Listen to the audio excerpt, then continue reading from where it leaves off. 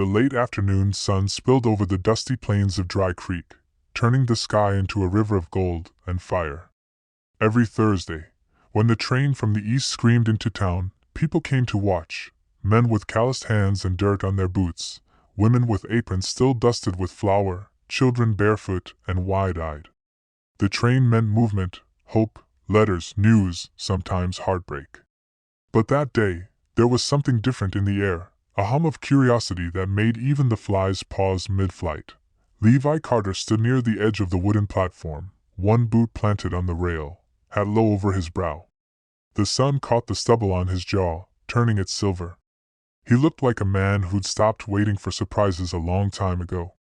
For 5 years he'd lived with silence as his companion, the kind of silence that comes after losing someone you once called home. His wife, Clara, had died giving birth to a child who never took a breath. Since then, Levi had turned his grief into work, cattle, fences, and long rides across the plains until sleep came out of exhaustion, not peace. But even solitude grows heavy after a while. The ranch had gotten too quiet, the nights too long.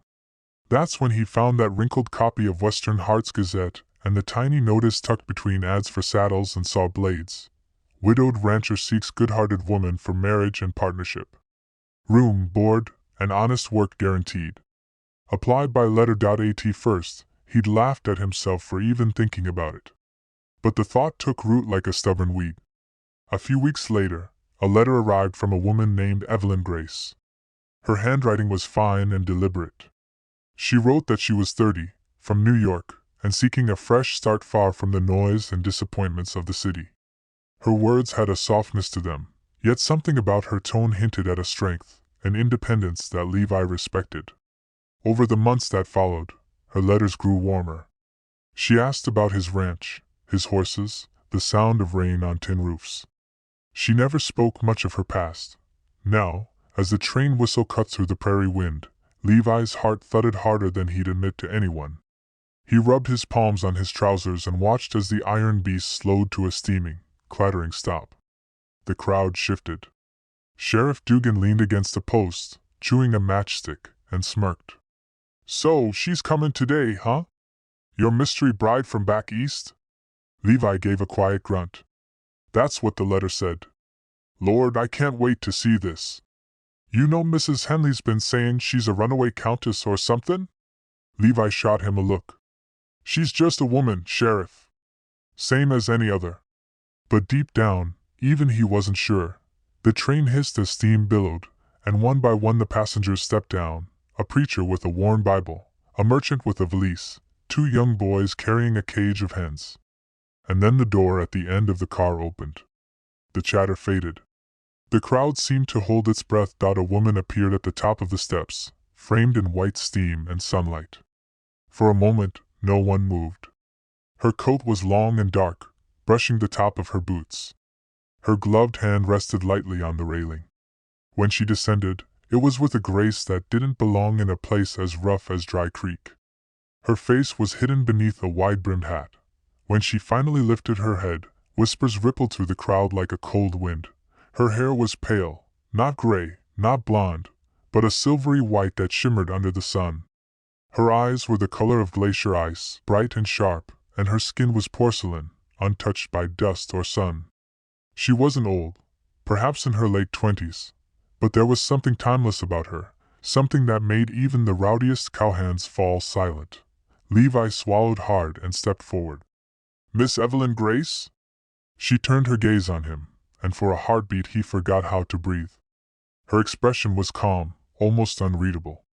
"Mr. Levi Carter," she said, her voice soft yet carrying easily through the noise of the platform. "I trust your journey to fetch me has been uneventful?" He cleared his throat. "Didn't fetch you, ma'am. Just came to meet you proper."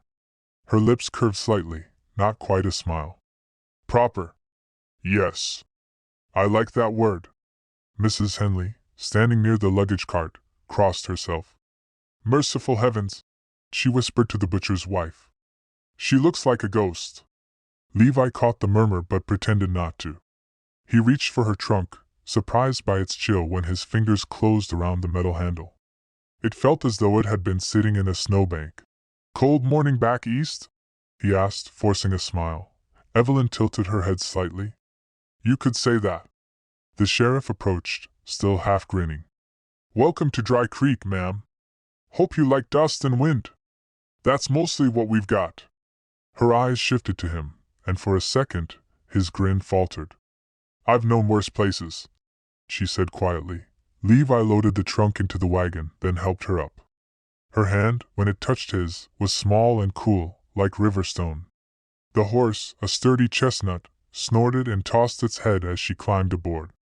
Evelyn looked at it, her icy eyes meeting its dark ones, and the animal went utterly still. No one spoke of it, but every person on that platform saw it. As the wagon rolled away, the whispers followed. She ain't right, that one. Look at her hair. Ain't no color like that in God's creation. Poor Levi. First his wife dies, now this. Levi kept his eyes forward, trying not to think about what they were saying. He wasn't a superstitious man. Life was hard enough without adding ghosts and omens to it. Still, when he glanced at the woman beside him, he couldn't shake the strange feeling that she didn't belong here, or anywhere. The plains stretched endless before them, painted with long shadows. The wind picked up, carrying dust and a faint scent of sage. Evelyn sat perfectly still, her gaze distant. You've got a lot of land, she said softly, breaking the silence. So much space. So much room for the past to breathe. Levi frowned. The past? She turned to him, her silver hair catching the dying light. Every land remembers its dead, Mr. Carter. Some just whisper louder than others. He chuckled nervously. You talk like a poet. Perhaps I used to be one. The rest of the ride was quiet, except for the creak of wheels and the rhythm of the horses' hooves. The air grew colder as dusk fell, and a strange stillness settled over the land, as if the prairie itself was holding its breath. When they finally reached the Carter ranch, the sky was streaked with violet and gray. Levi climbed down first and went to help her again. Evelyn stepped onto the ground slowly, her eyes sweeping over the wide fields, the barn, the lonely little house with smoke curling from its chimney. Her expression was unreadable. It's smaller than I imagined, she murmured. But beautiful. Levi nodded. Ain't much, but it's honest. You'll get used to it. She looked up at the sky, then back at him. I get used to things quickly. And as the last light faded, Levi thought he saw something flicker just behind her, a shimmer, faint but real, like a veil of silver mist. When he blinked, it was gone. The horse shuddered and whinnied softly. Evelyn's pale lips curved in that same strange, almost smile. Come inside, Levi said, forcing his voice steady. You must be tired from the journey. Not tired, she said. Only waiting. For what? She looked past him toward the house, her eyes distant. For the land to remember me. Levi didn't know what she meant. He only knew that as they stepped into the dark doorway together, the wind rose behind them, whispering through the grass like voices that had waited too long to be heard. The wind moaned across the plains that night, rattling the windows and stirring the dust around the Carter ranch. Inside, the small house glowed with the faint warmth of lantern light. Levi poured water from the kettle into 2 tin mugs, the steam curling like ghosts between them. Evelyn sat at the small wooden table, her hands folded neatly in her lap, watching him in silence. He'd expected awkwardness, 2 strangers thrown together by letters and distance, but this was something else. It wasn't shyness. It was stillness, deep and deliberate, like she was listening to things no one else could hear. When he set the mug before her, she nodded in thanks but didn't drink. Not much, but it'll keep the chill off, he said, sitting across from her. I don't mind the cold, she replied softly. It reminds me of home. Levi gave a faint chuckle. New York gets cold, sure. But not like here. Out here, the wind feels alive. Her eyes lifted to meet his. It is alive. He paused mid-sip. Pardon? The wind. It carries voices. Memories. You just don't listen long enough to hear them. Levi forced a small smile. I suppose I'm too busy keeping cattle fed to listen for ghosts. Maybe, she murmured. But they listen to you. A draft slipped through the cracks of the old boards, making the lantern flicker. For a moment, her face looked different, paler, almost translucent in the shifting light. Then she turned slightly, and the illusion passed. Levi cleared his throat. I fixed up the spare room for you. You'll find it just down the hall. Closet's small, but it'll do till I build something better. She rose gracefully, her movement so silent it unsettled him. Thank you, Mr. Carter. Levi's fine, he said quickly. You're my wife now, after all. That word, wife, hung between them, heavy and uncertain. She regarded him with those glass-blue eyes, neither smiling nor frowning. Yes, she said at last. I am. Then she walked toward the hall, the hem of her dress whispering against the floorboards. He sat there for a long while after she'd gone, staring at the untouched mug of tea. The fire in the stove crackled and popped, but it didn't feel warm enough. He told himself it was just nerves. Two strangers trying to make a life. There was bound to be strangeness in that. But when he finally rose to douse the lantern, he noticed something odd on the windowpane, a thin layer of frost spreading across the glass. Frost on a mild night. He rubbed it away with his thumb, but it returned almost instantly. The next morning, Levi found her already awake. She stood near the corral, still wearing the same dark dress, her pale hair glinting in the dawn light. The horses shifted restlessly, snorting and stamping, eyes wide as they watched her. She reached out and laid a hand on the fence rail, whispering something under her breath. Whatever she said made the horses fall silent, as if soothed by her presence. Levi watched from the porch for a moment before walking over. You're up early, he said. I don't sleep much, she replied without looking at him. The nights here are loud. He frowned. Loud?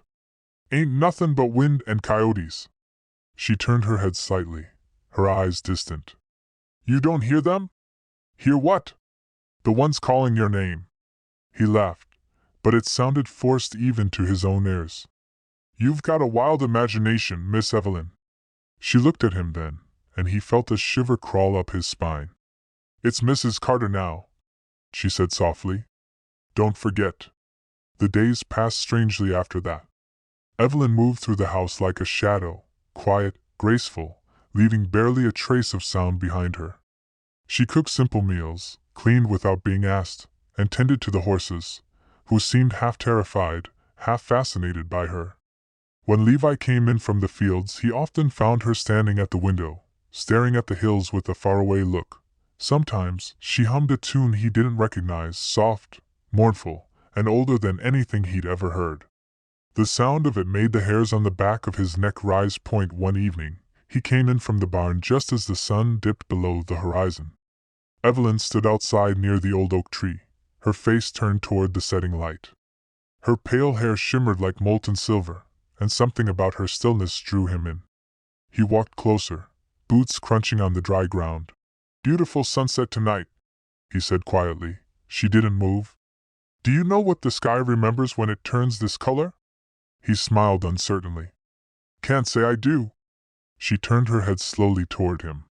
It remembers blood. Levi blinked. Beg your pardon? This land, she whispered. It's soaked in it. The wind carries the cries, the soil drinks the sorrow. It remembers everything. He felt his throat tighten. You talk like you've been here before. Her eyes softened, almost sad. Perhaps I have. That night, Levi dreamed for the first time in months. He dreamed of snow falling in the desert, covering his ranch in silence. He saw Evelyn standing in the storm, her silver hair whipping in the wind, her eyes glowing faintly. She held her hand out toward him, whispering his name, and when he tried to reach her, the ground beneath him cracked open, revealing something dark and endless beneath the snow. He woke with a start, drenched in sweat.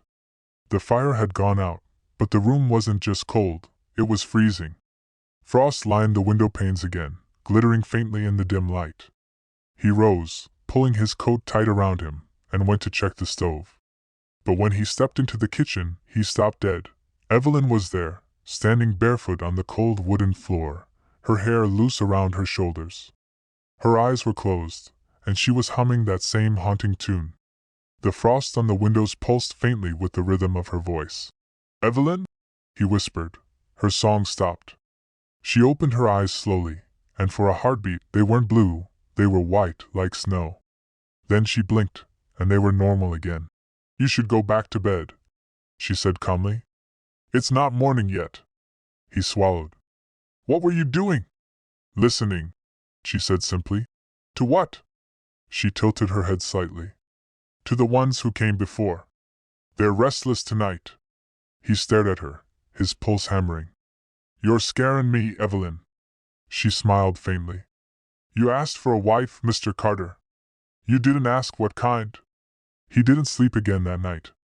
He sat by the dying fire, staring at the door to her room, wondering what kind of woman he'd brought into his home.